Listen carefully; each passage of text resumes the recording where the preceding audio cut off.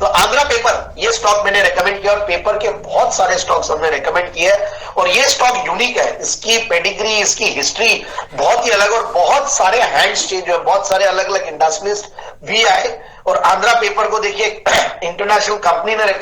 Take over किया था जो कि बहुत बड़ी मतलब $30 बिलियन की अमेरिकन कंपनी जो 1898 से काम कर रही थी, उन्होंने इसको टेक ओवर किया था एक टाइम पे और वो इंटरनेशनल पेपर के नाम से थे, इंटरनेशनल पेपर APPM। और उसके बाद से वापस से जब हमने देखा कि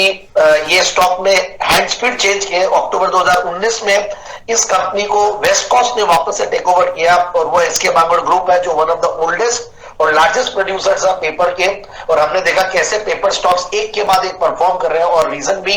इन दिनों में पेपर स्टॉक्स चले भी है बहुत बड़े। अगर मैं लॉन्ग टर्म इन्वेस्टमेंट्स की बात नहीं भी करूं इस सेक्टर में तो बट ये शॉर्ट टर्म में बहुत बढ़िया रिटर्न्स देने के लिए जाने जाते हैं और सारे स्टॉक्स एक के बाद एक मैंने दिए हैं और हमारे पैनल में सबने ही दिए और बहुत अच्छा परफॉर्म किया। और आंध्रा पेपर में मैं तीसरी बार कवर कर रहा हूं, मैंने रिसेंटली भी कवर किया, उसके बाद टारगेट अचीव हुए, फिर वापस से नीचे आया तो मैंने देखा कि देना चाहिए।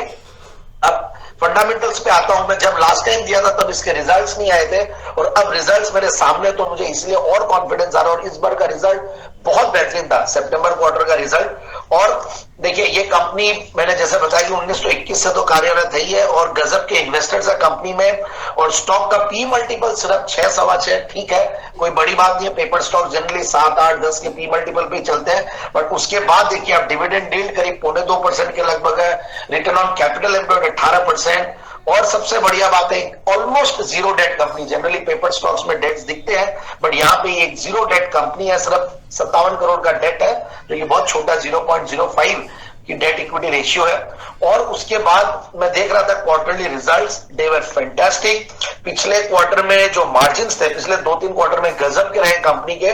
और 10% का ओपीएम था 2021 में, सितंबर 2021 में, उसके सामने सितंबर 2022 में 30% का ऑपरेटिंग प्रॉफिट मार्जिन्स और 19 करोड़ के पैट के सामने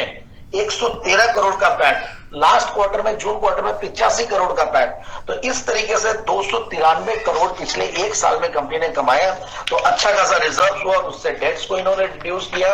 और शेयर होल्डिंग पैटर्न में देखिए वेस्ट कोस्ट जो कि ऑलरेडी एक अच्छा खासा मल्टीबैगर बन चुका है, उसकी 73% के बाद एफआईआई करीब 7.25% होल्ड करते हैं और पब्लिक शेयर होल्डिंग में एफआईआई डीआईआई दोनों मिलकर 8% के लगभग है और बड़े बड़े रिनाउंड